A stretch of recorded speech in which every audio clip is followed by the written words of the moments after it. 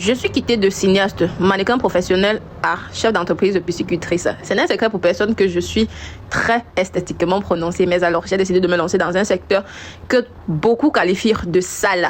Mais j'ai décidé de rénover cette image-là et surtout d'apporter ma touche personnelle.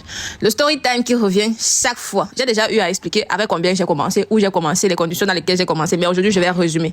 Pendant longtemps, je ne savais pas exactement ce que je voulais faire. Du moins, on ne m'a même jamais demandé ce que je voulais faire dans la vie. Je savais seulement une chose. Je voulais vivre et non survivre. Je voulais découvrir le monde. Je voulais surtout avoir la possibilité de vivre une vie où je ne demande la permission à personne. Il a noté que je me suis scolarisée à l'université tout seul. Donc du coup, ma vie même déjà, c'était le risque.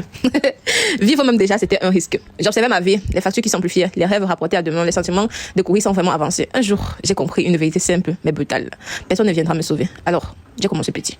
Avec un petit moyen, pas de grande réponse, mais avec une décision ferme. Apprendre, essayer, tomber et me relever. Lorsque j'observais les pisciculteurs aux alentours, ce n'était pas la même chose avec moi. Du moins, je ne voulais pas perdre mon identité. Je ne voulais pas perdre cette facette de moi qui aime le bling bling, qui aime tout ce qui est beau, qui aime tout ce qui est propre, même si j'étais dans un secteur que beaucoup qualifient de sale. Et donc, au début, personne n'y croyait vraiment. On regardait de loin, on doutait. Moi aussi parfois.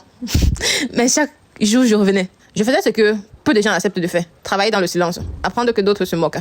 Préserver quand rien ne garantit le résultat. Un matin, sans bruit, quelque chose a changé. J'ai réussi à acheter mes propres facture sans toutefois appeler quelqu'un. Ce que je faisais a commencé à nourrir ma vision, puis ma vie, puis mes responsabilités. J'ai commencé à vivre grâce à la pisciculture. Et donc, je n'expliquais plus pour convaincre, mais j'expliquais pour transmettre mon savoir. C'est là que j'ai su.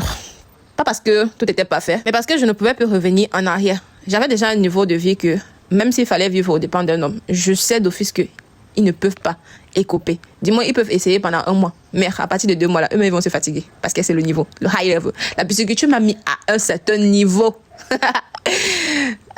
Aujourd'hui, je ne fais plus juste une activité. Je construis une liberté. J'ai bâti une vie qui me ressemble. Je prouve qu'on peut partir de presque rien et créer quelque chose de solide. Et si tu lis ceci, ne doute plus. Sache une chose, on ne découvre pas toujours sa voie en réfléchissant, on la découvre en avançant.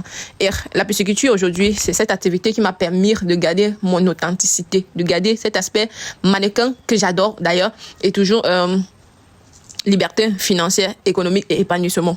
Au début, comme toute autre personne, je pensais que la pisciculture consistait à vendre du poisson. Et lorsque je me regardais dans le miroir, je disais non, babe, are you going to smell fish every day? Tu dois sentir le poisson chaque jour. J'ai dit non. Je croyais que mon revenu dépendait uniquement du nombre de bassins, du nombre d'alevins et du nombre de pois récoltés. Mais plus j'avançais, plus je comprenais une chose. Ce que je vendais vraiment, ce n'était pas le poisson, c'était le savoir.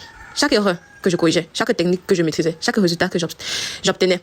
Les gens ne venaient plus seulement acheter du poisson, ils venaient pour poser des questions. Ils voulaient comprendre, ils voulaient apprendre. J'ai réalisé quelque chose de puissant. Plus j'apprenais, plus je devenais précieuse. Plus je me formais, plus les gens cherchaient à se former auprès de moi. La pisciculture m'a appris que la vraie richesse, ce n'est pas dans le produit. Elle est dans la connaissance. Un poisson se vend 1 fois. Le savoir peut se transformer 1000 fois. Et c'est là que ma vie a changé. Parce que je ne suis plus uniquement une vendeuse de poissons. Je suis une vendeuse de façon de vivre différemment. Je suis une vendeuse du déclic qui doit changer votre vie. Je suis cette vendeuse de la volonté d'avancer. Je suis cette vendeuse de la promesse d'un lendemain meilleur. Étant donné que j'ai eu le courage de tomber amoureuse de la mauvaise personne, j'ai décidé de prendre ce même courage pour être ce regard à travers lequel beaucoup verront des nouvelles espèces dans la pisciculture. Alors, comme moi, si vous voulez débuter dans la pisciculture, il n'est pas juste vendre du poisson. Contactez les Dassar. Faites-vous former ou alors prenez un bac et puis on vous fait le petit suivi gratuit sur WhatsApp. En tout cas, I get it too.